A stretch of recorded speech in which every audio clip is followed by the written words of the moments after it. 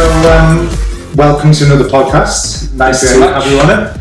And for those of you that are watching or listening, Billal Arshad here has just done the Digital Academy's Digital Photography Masterclass today here at my practice. And I think it was a definite success. I think everybody loved it.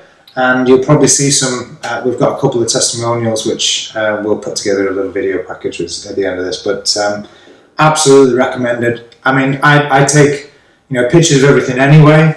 Bilal's given me a lot of tips over the time when he spent with us working here and also since, where I've evolved from going with ring flash to twin flash. But I think today was really nice to fit with everybody. So Definitely. Thanks, Bilal. No, you're welcome. I think it's always difficult when you have a wide variety of people with different experiences and backgrounds. Yeah. But I think by the end of it, we've managed to get everything into one day. So we managed to make sure everybody takes good quality, predictable photographs all the time, using a ring flash initially, and then using the twin flash to try and take the more advanced photographs, things that are a little bit more artistic. But I think by the end of the day, everybody was quite happy, to be honest.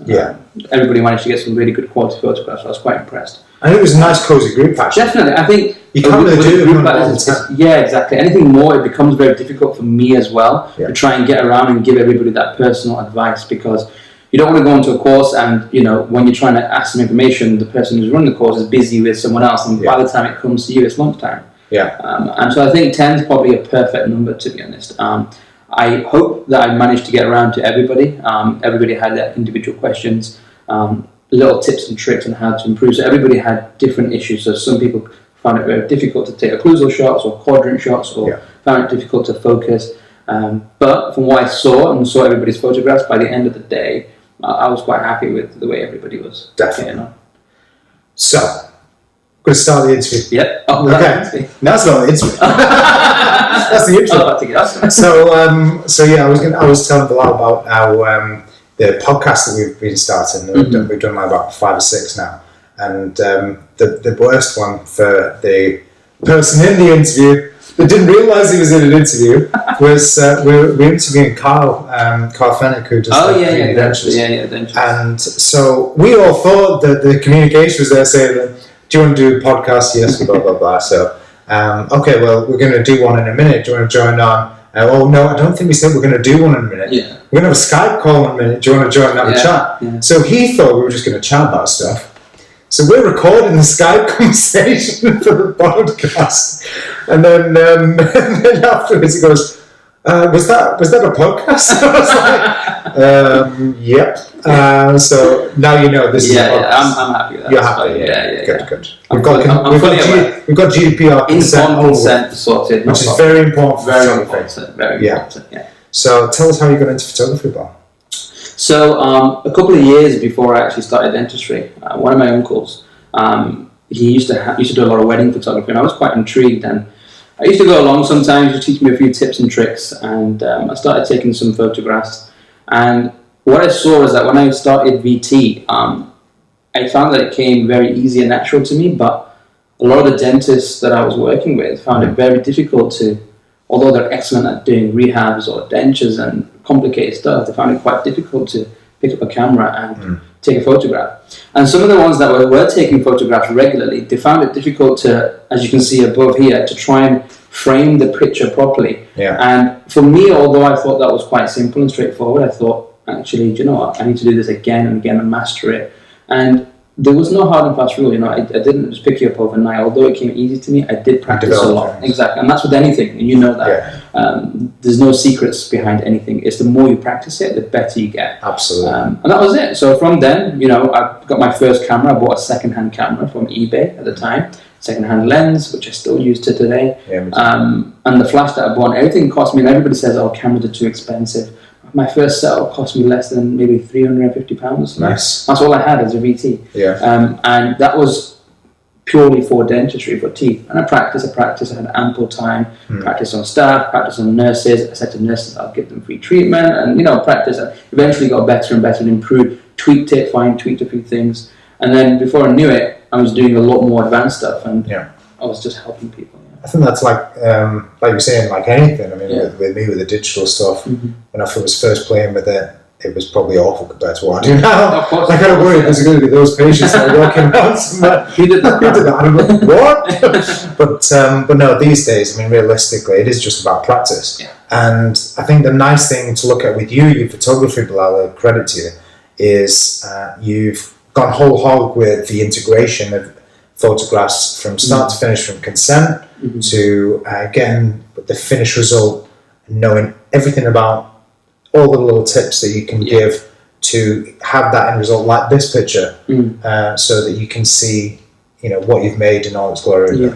I think the key thing was that before everybody came to this course, they all thought that, I need to spend a couple of £1,000 to put up a studio. Hold on, I don't even have the space for a studio in my practice. How am I going to get photographs like that? Yeah. And by the end of it, I managed to show them, although I did have some soft boxes here and I was showing everybody how to take softbox photography and twin flashes, at the end of it, the delegates were still able to take really good quality photographs using something as simple as a ring flash. Yeah. Yes, manipulating the light, holding it in a different angle, but it's thinking outside the box. Yeah. And for those that, think, I can't softbox. Yeah. So those that think, I don't have the equipment, I've just got a basic ring flash. Yeah.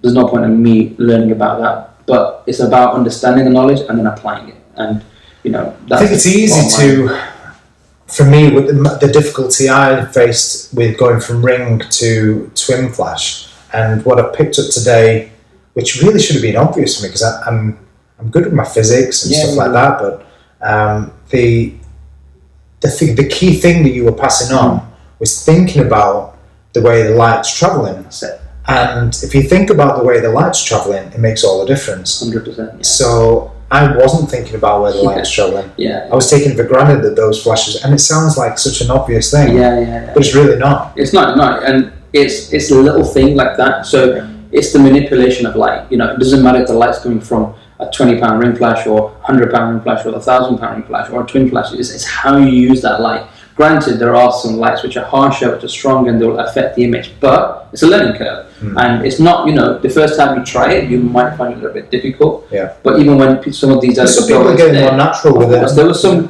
guys in the course today, I literally showed them once and bang, straight away, and I was like, wow, Well, it's like, look at, and nobody will realise this, but Powell? Yeah. So he was in the course how long ago? Yeah, so I went to Poland and I gave a masterclass to Powell and his friends and his practice. So I took everything over there. That was about 2.5 years ago now. And look at what he does. And if you look at Powell's quite popular on Facebook at the moment. He does some beautiful work.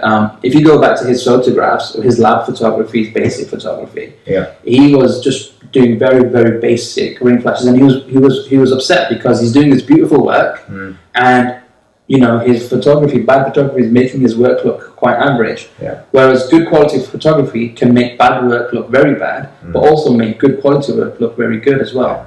And at the end of the course, maybe I shouldn't.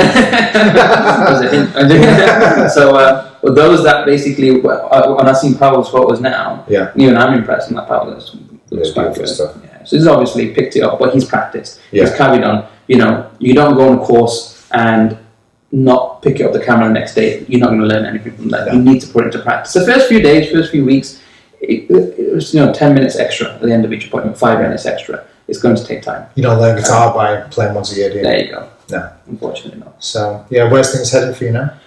So I basically just completed my Masters. Yeah. So I was doing that 2 days a week at the University of Manchester in fixed and removable prosthodontics. Yeah. Have you finished that now? That's completed. Wow, that's gone quick. Yeah, exactly. So I remember I was speaking to you about it when I was considering doing it at the time. Jeez, that's gone really quick. So I work in private practice and I do have my own practice. So I'm just I was thinking about academia, but I think clinical dentistry is where I'm at, and where my heart's always been. Although academia has a huge part to play, I'm a clinician at the end of the day, and so for me, it's about now focusing on exactly. So I love doing dentistry. I'm just gonna crack on with it now. Yeah, it's been a lovely chatting to you. No, I appreciate it. I hope you guys have liked listening to that interview with Billal, and we'll chat to you again soon. Thanks very much. Okay, bye.